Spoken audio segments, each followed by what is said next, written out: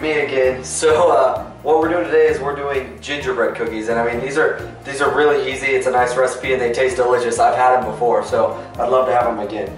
So what we have here is 3 sticks of unsalted butter and then 2 cups of brown sugar. So we have to add the softened unsalted butter into a bowl along with the brown sugar. Now you need 2 separate mixing bowls because you're going to mix these wet ingredients together and you're going to mix the dry ingredients together. So you're going to need 2 separate mixing bowls. Now after we have these in there together, we're going to get these going with the electric mixer. So we're going to mix the sugar and the butter together first, then we have to add the molasses and the 2 eggs. So we're going to do 1/3 cup molasses and 2 whole eggs. So let's get this going. Now don't do this too fast or it's going to end up all over your kitchen. Your mom's going to be so mad.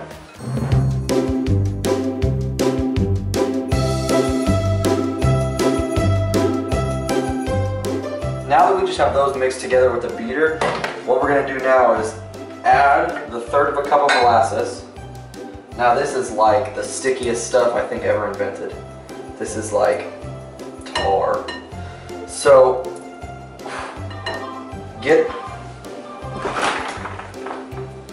the molasses put in there, and then what you have to do now is stir the molasses in and make sure you really scrape down the sides and you get all over the bowl, because otherwise you're just going to have big chunks of molasses that aren't properly stirred in. So get the molasses stirred in super good, and what you have to do is scrape the sides of the bowl every time you add a new ingredient. So I'm going to add the molasses, scrape down the sides of the bowl, then I'm going to add 1 egg, stir it in, scrape down the sides of the bowl, then I'm going to add the final egg and scrape down the sides of the bowl again, just to really make sure all the ingredients get mixed in there super good. And then any chunks of butter or brown sugar that happen to be left over, you get those mixed in too. So I'm not professional enough to do the egg with 1 hand thing. I mean, I would rather just do it with 2 hands and not get any shell in there than do it with 1 and have a bunch of shell.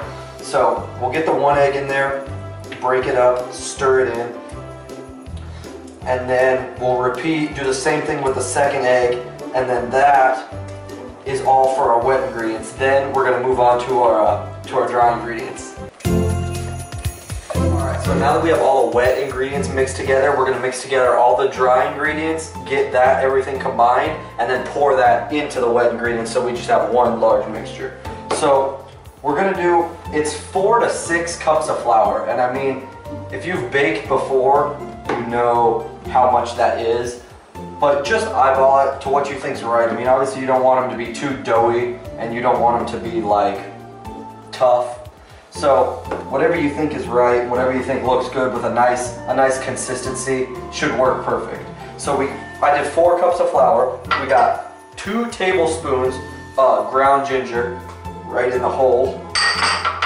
2 tablespoons ground cinnamon in there. 1.5 tablespoons of allspice. 1 tablespoon of salt, bam, and 1.5 tablespoons of baking soda. So we get all that in there. I got my wooden spatula. We're going to get all that mixed. And no need to go crazy with the mixing because they're dry ingredients and nobody wants to be wearing flour for the rest of the day. So, alright, so this is the consistency now after I ended up mixing in 2 more cups of flour. So this is 6 cups of flour. And then what we're going to do is divide this into 4 parts, wrap it in cling wrap, and then refrigerate it for about an hour just to chill it. So I mean, we don't have to get fancy here, just get it to where you think it's about 1/4 of the dough, like evenly, like I'd say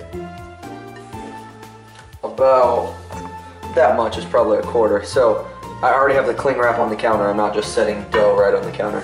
So we got that on the cling wrap, get that tore off. Get it rolled up. So I got the gingerbread out of the fridge and I let it set out for about 15 minutes just so it isn't so hard and it's easy to work with. But I started flouring the where we're gonna make them, and then I'm gonna flour the rolling pin, because what you don't want is the gingerbread sticking when you're rolling it out, because then it's just gonna get stuck to the rolling pin and it's gonna be all bad. So you really don't, I mean, flour is cheap. Be liberal with it. It's not going out of service anytime soon. You have plenty of flour, use it. All right. So you just want to get it to an even 1/4 inch everywhere, so that way your cookies are the same thickness all the way through. So I mean, a 1/4 inch, it doesn't take a long time to get to a 1/4 inch. I mean, that's pretty thin, but you don't want to get them too thin. So now that we have them rolled out, I don't want to dump all this flour on the floor. Now that we have them rolled out, we're gonna cut them. Now, I mean, you can do various things. You can cut them with a big one, or cut them with a really small one, or cut them with a Christmas tree. I mean, it doesn't matter to me, whatever you want to do. So, check me out. Whoa! All right. So there we go. You get the idea. And then if you rip like his arm off on accident, it's not that big a deal. It's like funny, because you get it as like a play on the gingerbread man not having an arm or something.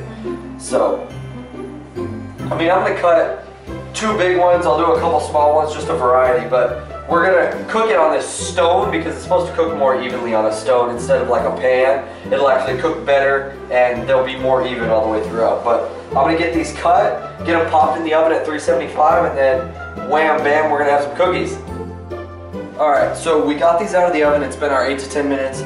You can see that they're done, but I mean, if you're not sure, you can feel them. If they feel kind of squishy, then they're probably not done. They'll start to firm up when they're about to be done. Now you're gonna wanna let them cool, but you can frost them if you want, or eat them plain with milk like I do, or whatever you think. But I mean, this is the end result of all that hard work we did.